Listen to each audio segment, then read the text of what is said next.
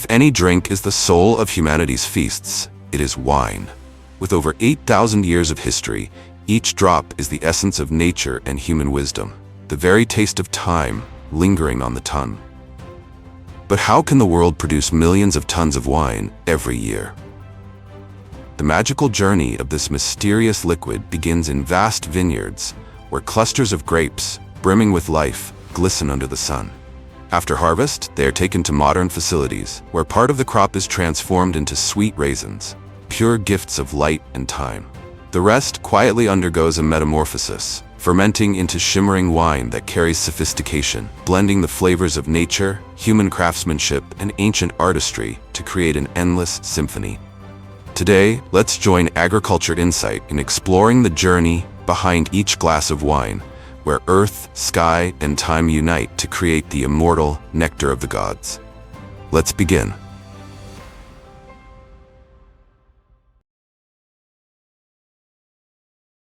France is hailed as the wine capital of the world, the birthplace of timeless legends like Bordeaux and Champagne. Each year, the country produces over 4.5 million tons of wine, securing its place at the top of the global stage. Its vast vineyards are not only the soul of French agriculture, but also a treasury of culture, art, and culinary heritage. Wine defies the notion that intoxication can only be born from formulas repeated for millennia. Instead, nature has gifted the world with a unique marvel, ice wine, crafted from grapes frozen at 7 degrees Celsius. As the frost extracts the water, what remains is a rare, concentrated nectar of sweetness and purity, turning each glass into a vivid testament of harshness transformed into beauty. In the realm of luxury wine, as much as 20% is believed to be counterfeit, a figure even higher in the fine wine segment, including such illustrious names as Bordeaux and Burgundy. Yet many bottles still fetch millions at auction, only to remain sealed, for a single uncorking could shatter their value and expose the truth behind the glittering facade. And like every legend, that journey begins in sun-drenched vineyards, where each plump cluster of grapes is cherished as nature's treasure. As autumn arrives, a gentle breeze sweeps across the endless rows, while golden sunlight reveals the fullness of each grape. The moment that marks the start of harvest season, heralding the opening notes of an endless symphony of wine.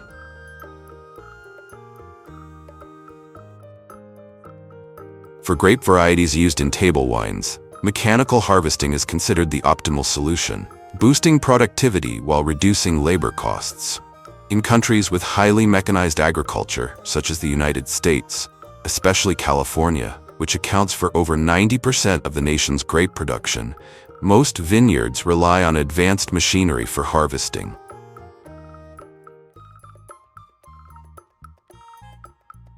These machines are equipped with soft vibration systems and precise sensors, creating gentle oscillations just strong enough to detach ripe clusters from the vine without damaging the fruit or the plant. As the grapes fall, they are caught by padded catchers lined with elastic material, then transferred smoothly onto conveyor belts. Thanks to this design, even the most delicate grapes retain their shape and quality. Each machine can harvest up to 9 tons of grapes per hour, many times faster than manual labor, while still preserving the freshness and flavor of the fruit.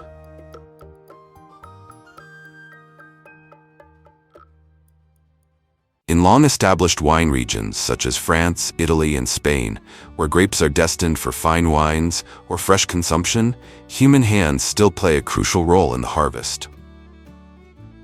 This work demands precision and patience. Harvesters carefully walk row by row, using specialized shears to cut clusters at the perfect ripeness, then gently place them into soft baskets or cushioned crates to prevent bruising. Though time-consuming and labor-intensive, this traditional method offers an irreplaceable advantage. Each grape retains its shape, color, and flavor, meeting the most stringent standards for premium wines and high-end markets. And when the harvest season ends, it marks the beginning of a new and promising journey for these grapes. Before being transformed into refined bottles of wine, part of the grape harvest takes a different turn, one that is sweet and full of surprises. From sun-drenched clusters, the grapes quietly evolve into raisins, nature's candies, crystallized from light and time, preserving the pure essence of the earth and sky. Raisins are most often made through natural sun-drying, a process that seems simple, yet plays a crucial role in preserving their distinctive flavor. In major production hubs such as California, Turkey, and Iran, where the climate is hot and dry with abundant sunshine, grapes are spread out on cement floors, mats, or hanging racks for 2 to 3 weeks. During this time, the water inside the grapes slowly evaporates, leaving behind an increasingly concentrated natural sweetness. Some regions employ a special method, allowing grapes to dry directly on the vine before harvesting, producing raisins that are darker in color and richer in flavor. When the grape's moisture content drops to around 15 to 18%, the standard for commercial raisins, farmers collect them and send them to processing facilities for the next stage of post-harvest treatment. When the raisins arrive at the processing plant, the first step is preliminary screening. A vibrating system combined with suction fans removes dry leaves, stems, soil, and other large impurities. This is a crucial preparation stage before the raisins undergo more thorough washing. After screening, the raisins are cleaned using a high-pressure water spray system. Powerful water jets wash away all remaining dust and bacteria from the surface of the fruit. With a capacity of up to 10 tons per hour, this system ensures the washing process is fast and effective, without affecting the texture or natural flavor of the raisins.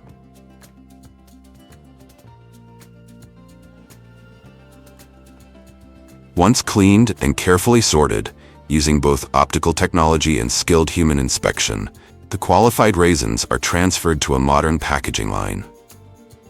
Here, the raisins, after being thoroughly cleaned and sorted, are directly packed into large, sturdy cartons that ensure safety during storage and transportation. Thanks to a modern automated boxing system, the products are swiftly completed and made ready to be shipped worldwide, bringing their natural flavor to millions of consumers.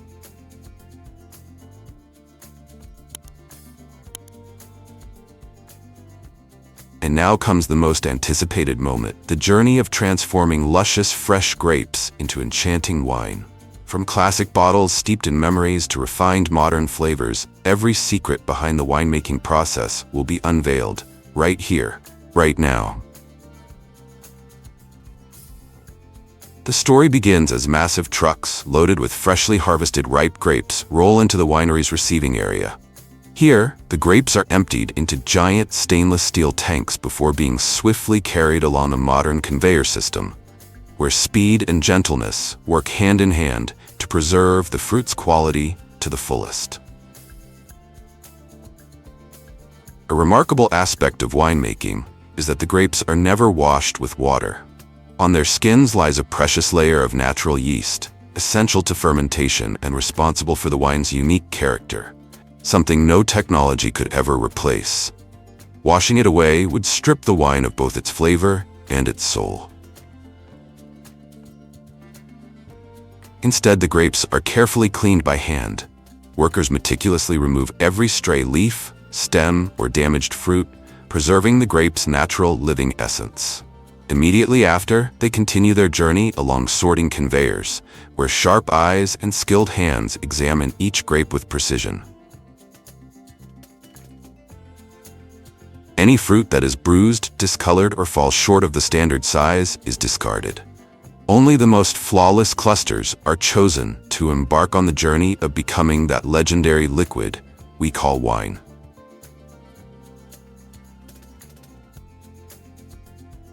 After being carefully selected, the grapes are passed through a specialized machine for the destemming process.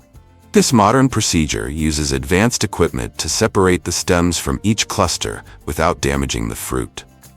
Once freed from their stems, the grapes are gently moved on to the next stage.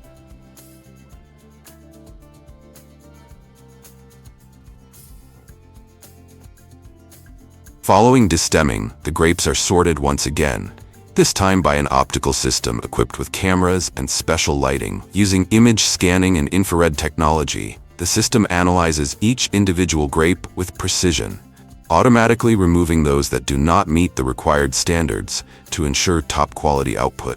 This technology can handle up to 20 tons of grapes per hour, streamlining production and improving efficiency. The carefully selected grapes then move into massive crushing machines, capable of processing up to 10,000 pounds per hour. Inside, finely engineered rollers and rotating paddles gently press the grapes, keeping the seeds intact, because if a seed were to break, bitterness would seep into the wine. After pressing, the grape juice is transferred into massive fermentation tanks, where the true magic of wine begins.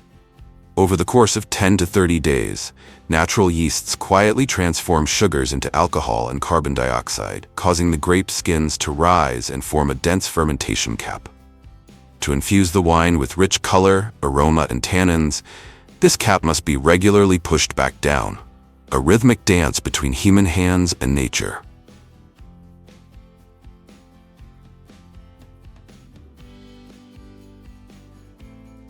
Once fermentation is complete, the wine undergoes clarification and separation to remove skins, seeds, and any remaining impurities. With the aid of specialized filtration systems, the pure wine gradually emerges, becoming clearer, brighter, and more refined. This step not only eliminates the risk of bitterness or off flavors, but also paves the way for the wine's character to fully develop. From here, the wine is transferred into aging vessels, ready to continue its journey toward becoming a legendary liquid.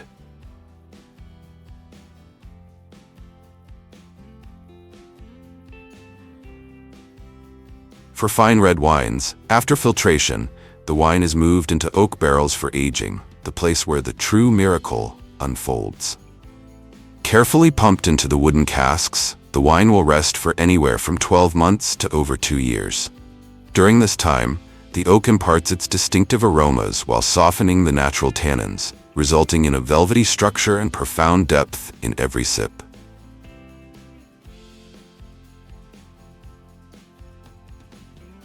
At last, when the wine has reached its maturity, the most delicate journey begins: bottling.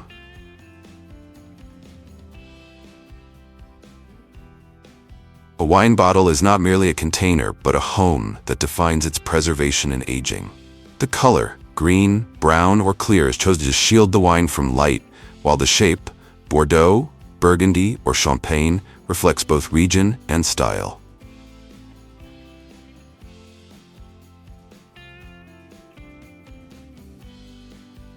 Then comes the closure, the traditional cork that allows subtle breathing, the modern screw cap that guarantees a tight seal, or, in the case of sparkling wines, a thick cork reinforced with a wire cage to withstand pressure. Throughout the process, oxygen control is paramount. Too much causes premature aging, too little suffocates the wine within. Finally, automated machines can fill up to 3,000 bottles per hour with milliliter precision before labeling, sealing, and sending this preserved flavor to every corner of the world.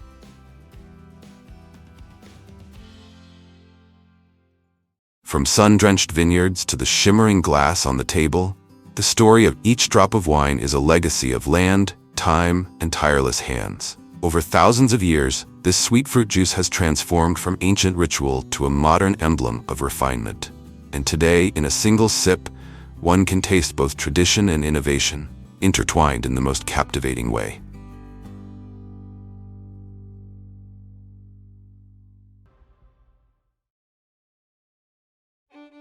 Colombia is hailed as the tropical capital of soursop, supplying around 10,000 tons each year, nearly 10% of the world's total production. But its allure extends far beyond lush green orchards. It has crossed borders, reaching as far as the United States. From a virtually unknown name, soursop has now become a tropical jewel, sought after in the land of the free. With its dark green skin covered in scattered spiky bumps, The soursop's appearance might evoke the image of a prickly warrior, ready to draw blood. Yet upon touch, those spikes reveal themselves to be soft and pliable, just enough to deter small insect pests, while posing no harm to the hands of pickers or to larger animals, the seed couriers that help the tree spread its life. Compared to durian or jackfruit, soursop is the multitasking master of tropical fruits, capable of transforming into juice, jam, ice cream, tea, or even inventive savory dishes. Every 100 grams packs about 20 milligrams of vitamin C, over 3 times that of jackfruit, along with abundant fiber and potassium. Delicious yet highly nutritious, it has managed to conquer even the most demanding markets.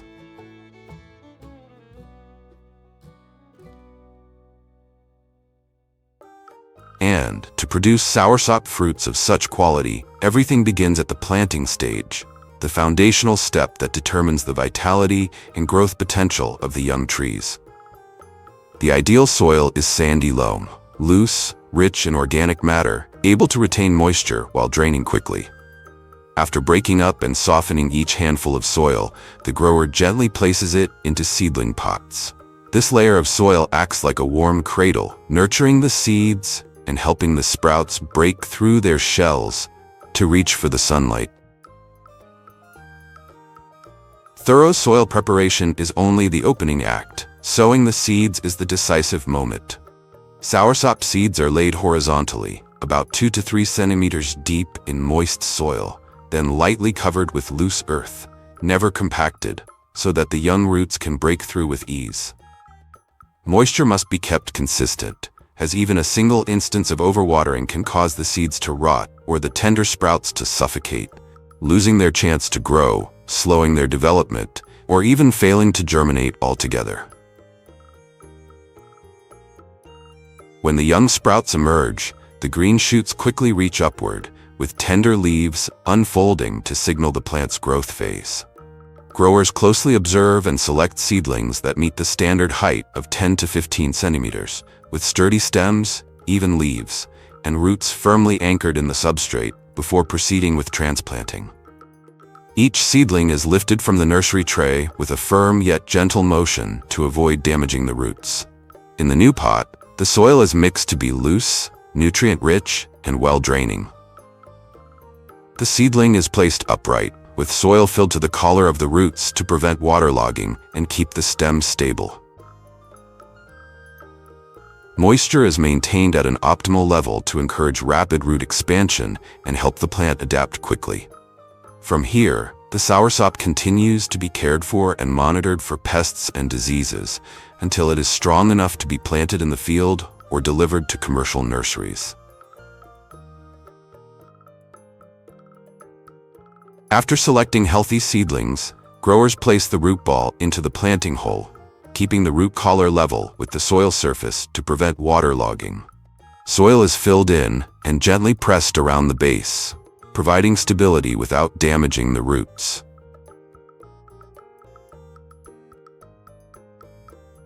One fascinating trait of the soursop is its picky flowers, each bearing both stamens and pistils, but never maturing at the same time. In the morning, the flower is in its female phase, ready to receive pollen. By afternoon or the next day, it shifts to the male phase, releasing pollen but no longer able to receive it. This is why farmers practice hand pollination. In the afternoon, they collect pollen from male phase flowers, store it overnight, and the next morning use a soft brush to transfer it to female phase flowers. This perfectly timed appointment results in a remarkably high fruit set, producing large, uniform, and visually appealing soursops.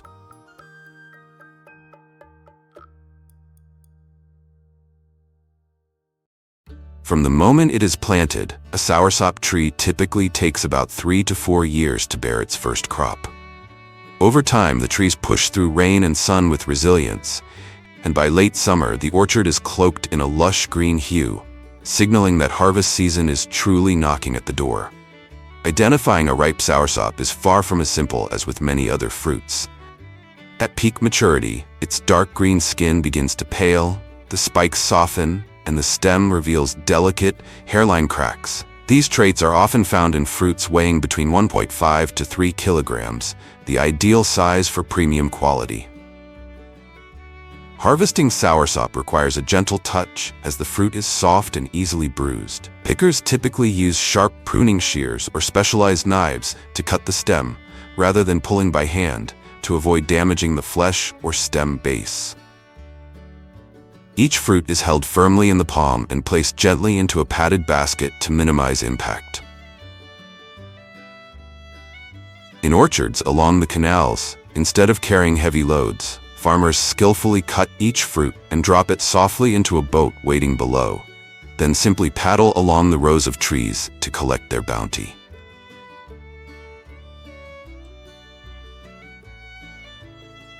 Few people know that soursop has a close relative, the custard apple.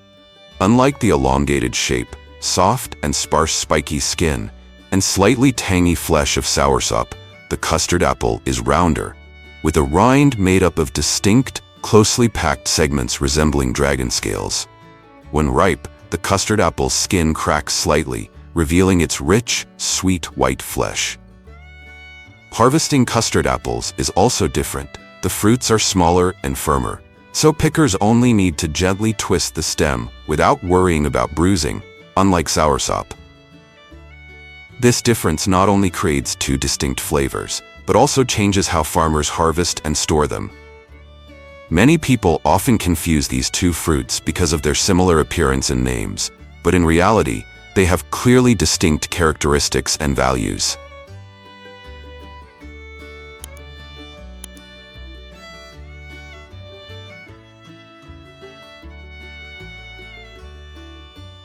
Whether it's soursop or custard apple, once freshly picked, each plump fruit is immediately taken to the collection point in the orchard. There, buyers carefully sort the fruits. Those meeting standards for size, ripeness, and appearance are separated. Beautiful, intact fruits without bruises or pests are reserved for fresh consumption in supermarkets or exported to foreign markets at a higher value. In countries like the United States or across Europe, imported soursop can fetch prices ranging from 2 to 5 USD or more per fruit due to transportation costs and scarcity. On the other hand, fruits that are overripe, scratched, or show signs of pests are removed from the fresh produce line. However, not all imperfect fruits are discarded. These are usually sent to processing plants to be made into soursop juice. In processing, imperfections in appearance no longer affect the final product's quality, allowing maximum use of raw materials, reducing waste, and increasing economic efficiency.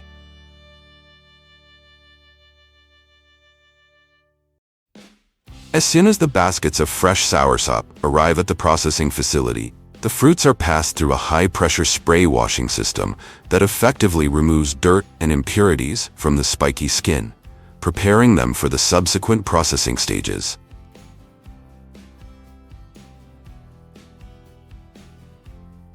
Immediately after washing and sorting, the selected soursop fruits proceed to the peeling stage. Although the spiky skin of soursop is not thick, it has a soft structure with numerous prominent spikes, while the inside consists of juicy white flesh that is extremely delicate and prone to bruising. Using high-speed mechanical peelers can easily tear the flesh due to friction and pressure, causing juice loss and significantly diminishing the fruit's flavor. For this reason, many factories still prefer manual peeling, performed at a moderate speed with hand pressure carefully adjusted for each individual fruit. Each worker is trained to glide the knife closely along the skin, removing the spikes and outer green layer without damaging the tender flesh inside. A lesser-known fact is that the peeling room's temperature is strictly controlled. If too warm, enzymes in the fruit become overactive, leading to discoloration. If too cold, knives struggle to glide smoothly over the surface.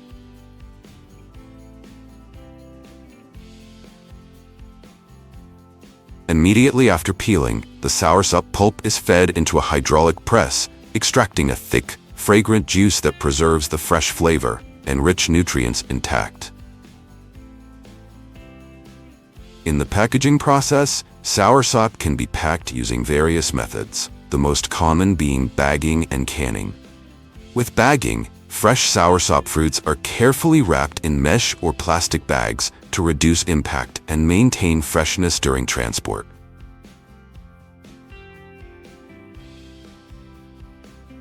On the other hand, with canning, processed soursop is fed into a modern canning line.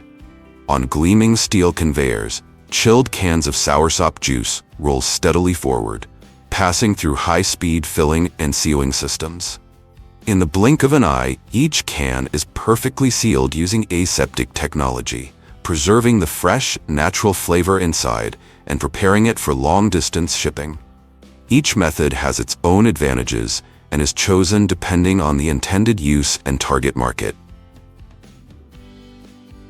And while ripe soursop delivers a gentle sweetness with a hint of tartness to create a refreshing glass of juice, unripe soursop begins an entirely different journey, the journey of becoming soursop tea. After being thoroughly washed, the unripe soursop fruits are fed into a specialized slicing machine, cutting them into thin slices of only about 2 to 3 millimeters. The seeds are kept intact during the process, as they contribute to the light astringency and distinctive aroma of soursop tea. These thin slices allow for even drying, preserving the golden color and the fresh, natural flavor to perfection. The thin soursop slices are then placed into a drying chamber at a temperature of around 60 to 70 degrees Celsius. Under circulating hot air, the moisture inside gradually evaporates, leaving behind crisp, deep golden flesh, infused with its signature aroma. At this stage, each slice has transformed into soursop tea ingredients, ready to bring a gentle astringency, delicate freshness, and a lingering, sweet aftertaste to the drinker's cup. Once the soursop reaches the desired level of dryness, it is transferred to the roasting stage at a moderate temperature. This process enhances the aroma, stabilizes the color, and preserves all of its natural active compounds. After the roasting process is complete, the dried soursop is transferred to a sealed packaging area. Here, each batch of tea is precisely weighed and packed into specialized bags or boxes, then vacuum sealed to preserve its full aroma and crisp texture.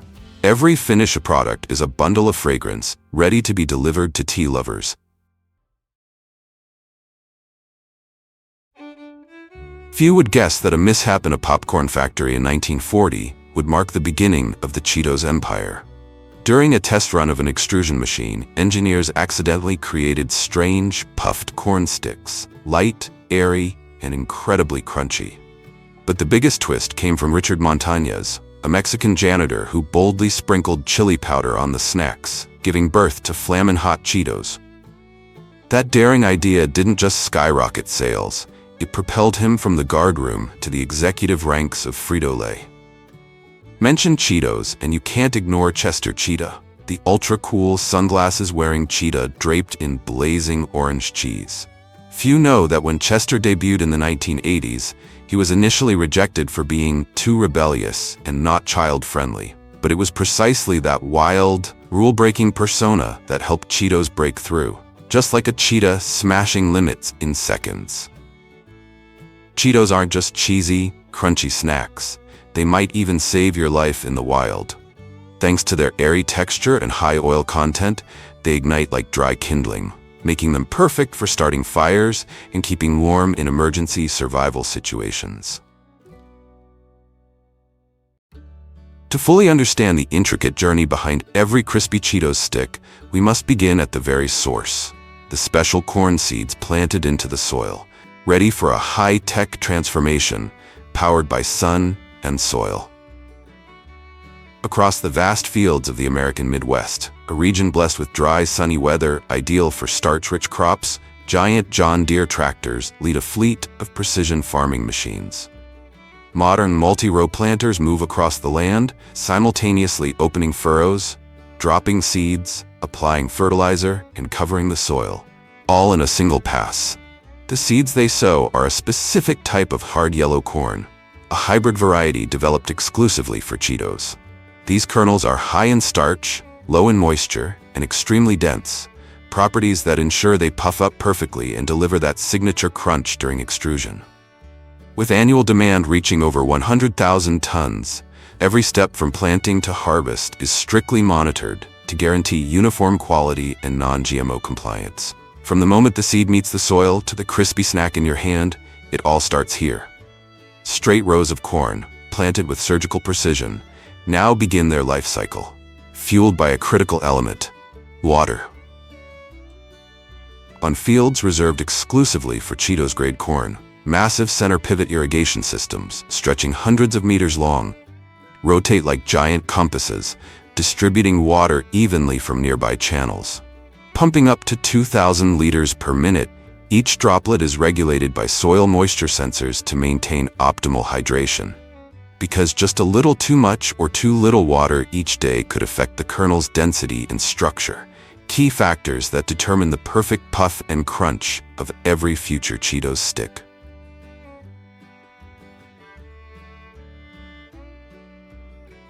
And then, by around July, when the corn silks begin to dry up and the fields turn a golden hue, it's nature's signal that months of careful cultivation are entering the harvest season. The exciting first step in transforming corn into crispy Cheetos. Unlike sweet corn or canned corn, which are valued for their intact ears, the corn used to make Cheetos is selected based on entirely different criteria. What matters isn't the shape, but the kernel's hardness, starch content, and how well it puffs during extrusion, the key to that signature Cheetos crunch. That's why mechanical harvesting is the ideal choice. Fast, efficient, and capable of handling hundreds of hectares in just a few days. Harvesters glide smoothly across the corn rows, using sharp, rotary or serrated blades to cut the stalks close to the ground. The entire plant is drawn into the machine, where counter-rotating augers take over, stripping off the outer leaves, isolating the high-quality ears, and moving them via conveyor into storage bins or directly into transport trucks.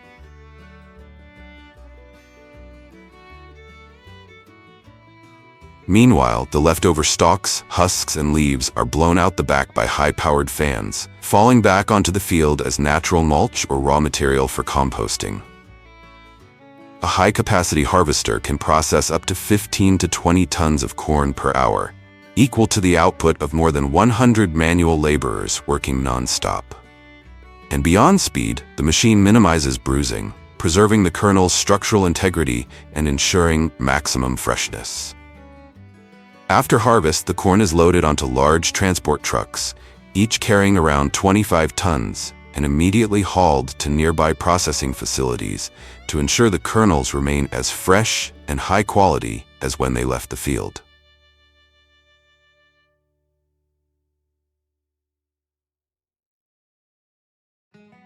Before we step into the processing plant, let's pass through the farms, where a semi-manual harvesting method is still in use. Workers walk along the corn rows, skillfully snapping each ear by hand and placing them onto a conveyor belt attached to a trailing tractor. By selecting directly in the field, only ears at the ideal ripeness are picked, ensuring more uniform kernels, a key factor for perfect puffing and crunch in the final product. It's a blend of sharp human judgment and mechanical power, delivering both quality and efficiency. If full mechanical harvesting is like an electric razor clearing a face in seconds, then the semi-manual method is more like a meticulous barber, shaping every detail to perfection. Both methods serve the making of Cheetos, but depending on the farming conditions, corn variety, and technical requirements, each farm chooses the harvesting style that suits them best.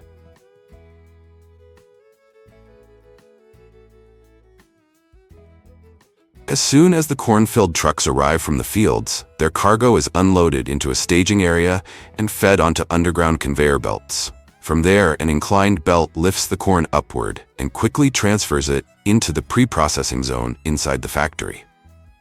Here, workers collaborate with automated sensor systems to inspect the incoming corn. Any ears that show signs of pests, bruising, or fail to meet quality standards are rejected. Only those that meet strict criteria for freshness, size, and color are allowed to proceed, ensuring consistent quality for the entire production batch. After passing the inspection stage, the qualified corn ears are fed into an automatic husking machine, where husks and silks are neatly removed within seconds. The machine uses a system of rotating rollers combined with high-speed cutting blades, all controlled by sensors to maintain consistent cutting force, strong enough to strip away the outer layers, yet gentle enough to leave the kernels intact. Each machine can process between 3,000 to 5,000 ears of corn per hour, far surpassing the output of any manual labor team. All removed husks and silks are collected and sent to a recycling or composting area, where they're decomposed under controlled temperature and humidity conditions, with the help of microbial additives to accelerate natural breakdown. Immediately after, the corn is transferred into a high-pressure washing chamber, where hundreds of clean water jets spray continuously from multiple angles to flush away dirt and impurities.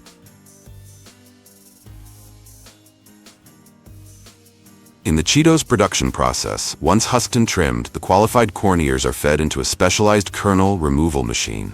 This equipment uses a system of rotating blades and compression rollers to separate the kernels from the cob quickly and precisely. Unlike canned corn, where the kernel's shape must remain intact, corn for Cheetos is selected for its uniformity, hardness, and high starch content, crucial qualities for the grinding and extrusion stages that follow.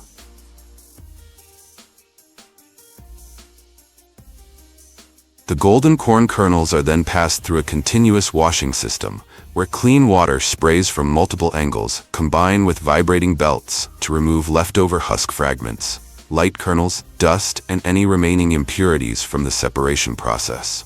Amazingly, the amount of water used to wash corn in a single day could fill an entire mid-sized swimming pool. But in modern factories, a closed-loop system recycles up to 80% of that water, cutting waste while maintaining strict hygiene standards.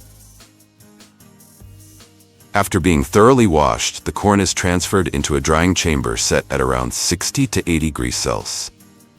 This drying process reduces the moisture content to an ideal level, ensuring the kernels are evenly dried, mold-free, and perfectly prepared for the next step, grinding, an essential stage in the making of Cheetos.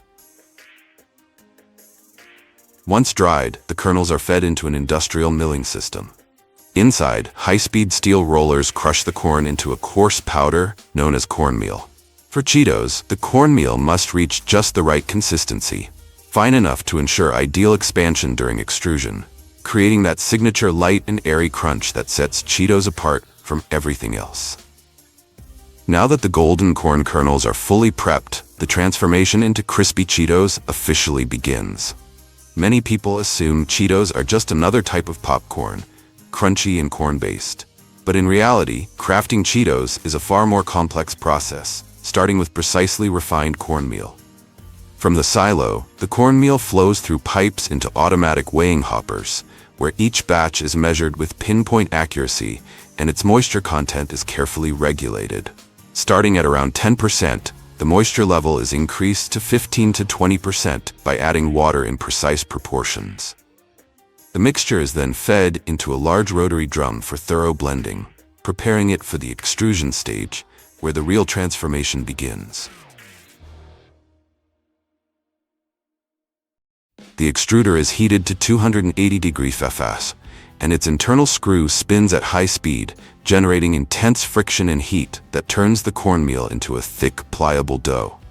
Under pressure reaching up to 300 psi, the mixture is forced through a shaping die and instantly puffs the moment it hits the open air, forming the very first shape of a Cheeto. Unlike regular molding, extrusion doesn't just shape the product, it transforms it. The combination of heat and pressure fundamentally alters the corn's structure, allowing it to expand into Cheetos' signature light, crispy, and airy texture.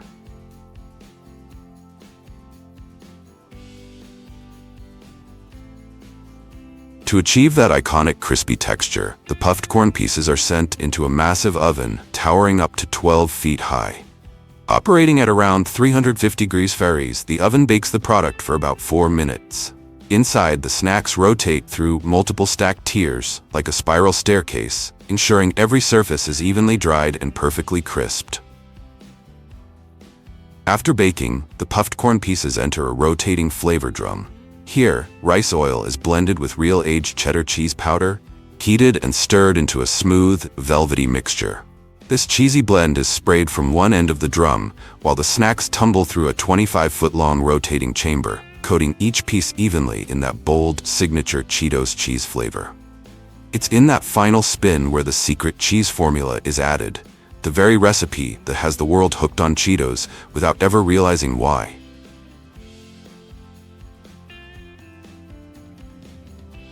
After completion, the Cheetos are sent through an automated packaging system, where they're weighed, sorted, and sealed into individual bags.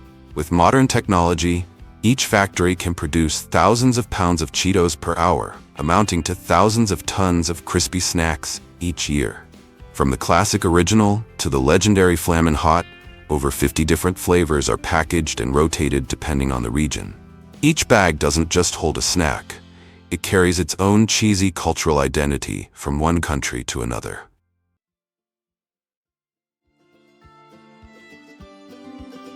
Chamomile is known for its delicate white petals and vibrant yellow centers, giving off a gentle, soothing fragrance that brings a sense of relaxation and calm. Chamomile typically takes about 8 to 12 weeks to grow before it's ready for harvest. When summer arrives, you can witness vast chamomile fields where advanced machinery is used to harvest the flowers with incredible efficiency and precision. These modern machines allow farmers to work quickly while preserving the quality of the blooms. The machines are specially designed with ultra-sharp cutting blades at the front. As they move across the fields, the blades cut the flowers cleanly at the base, ensuring every chamomile bloom is harvested neatly without damaging the surrounding plants or leaves. Right after cutting, the flowers are gently lifted onto an integrated conveyor belt within the machine. The conveyor smoothly transports the blooms to large collection bins at the back, where they are safely stored and ready to be transported to processing facilities. Using modern machinery to harvest chamomile not only boosts efficiency but also reflects significant advancements in agriculture. First and foremost, these machines greatly reduce the need for manual labor, which is crucial as the agricultural workforce becomes increasingly scarce.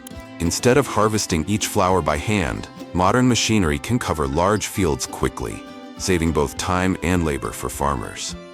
Not only that, using machinery also helps increase productivity and lower production costs, giving American farmers a competitive edge in the global market.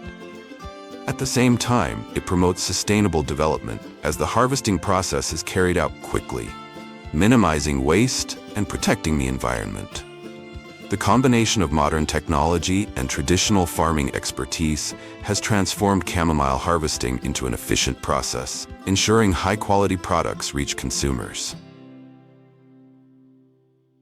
After being harvested from the vast fields, chamomile flowers are transported by truck to the factory and promptly moved into drying chambers to preserve their freshness and quality. Workers use specialized tools to evenly spread the flowers onto drying trays, ensuring that every bloom is exposed to heat evenly. Inside the drying chambers, temperature and humidity are carefully controlled, typically maintained at 35 to 45 degrees Celsius, allowing the flowers to dry evenly while retaining their natural fragrance and color. This drying process lasts between 6 to 12 hours, preparing the flowers for the next stages of processing. After the drying process is complete, chamomile flowers are transferred to a specialized separation system that separates the flowers from the stems and leaves. The machine uses gentle air currents and precision blades to automatically sort the materials, ensuring the flowers maintain their shape and remain undamaged. Smaller pieces like stems and leaves are sent to a separate compartment for further processing or used as organic fertilizer. The chamomile flowers are then moved onto an automated conveyor belt for manual sorting by skilled workers. On the conveyor, workers carefully inspect each flower by hand, removing any that are crushed or damaged.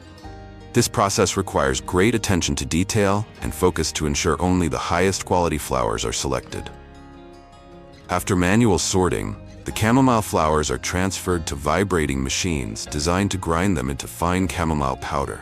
These machines mimic a gentle sifting motion, similar to the process of milling flour, to ensure the flowers are evenly processed.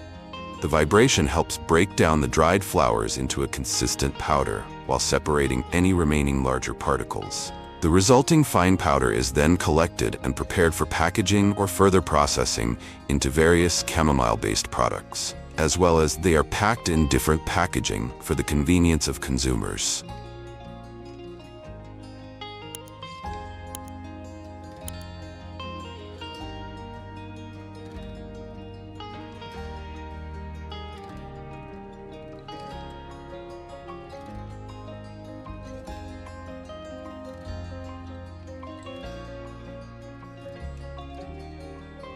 Besides being used to make tea, chamomile is also utilized to produce essential oil through steam distillation. In this process, fresh or dried chamomile flowers are placed in a distillation chamber, where steam passes through to extract the essential oil. The oil is then condensed, separated from water, and filtered to ensure its purity. Chamomile oil is commonly used in shampoos to soothe the scalp, reduce dandruff, and nourish the hair, leaving it soft and healthy. They are packaged into shampoo bottles on automated conveyor belts, ensuring a fast, precise packaging process that maintains product quality.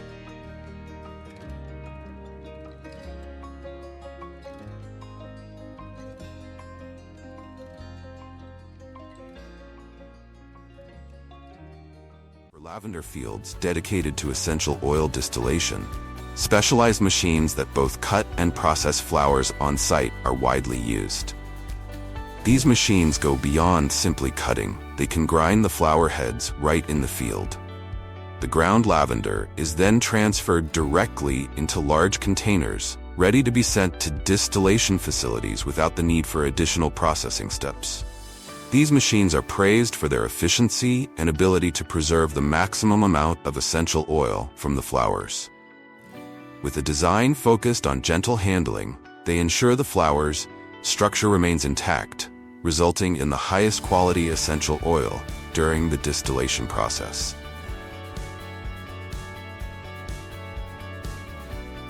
Modern harvesting machines not only boost productivity but also minimize losses during the harvest process.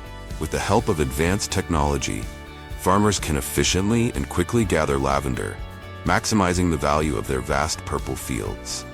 In addition to increasing efficiency, technology plays a vital role in preserving the natural ecosystem in lavender-growing regions. The precision of these machines ensures minimal soil disturbance, reducing erosion, and maintaining the land's health for future cultivation.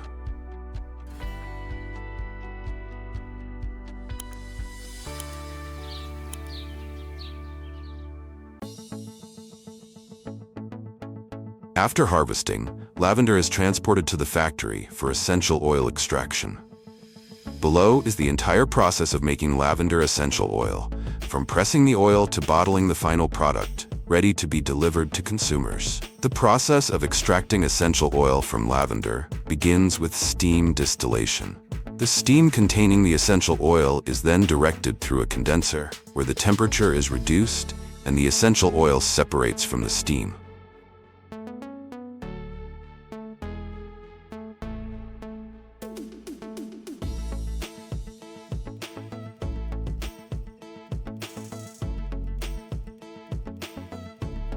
After condensation, the pure lavender oil is collected in a container, while the leftover water containing other compounds is separated. After the lavender essential oil is extracted and filtered, it is transferred to an automated bottling line.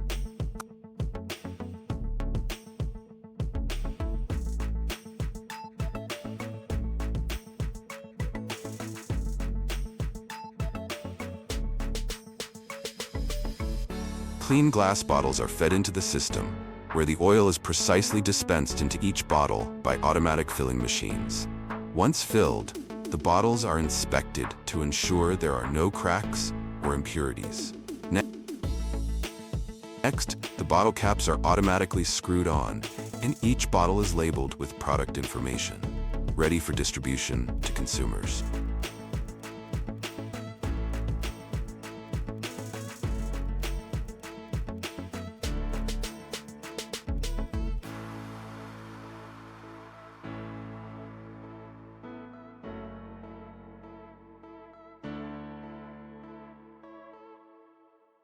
Thank you for joining us on this journey to explore the process of turning fragrant flowers into premium herbal teas and essential oils.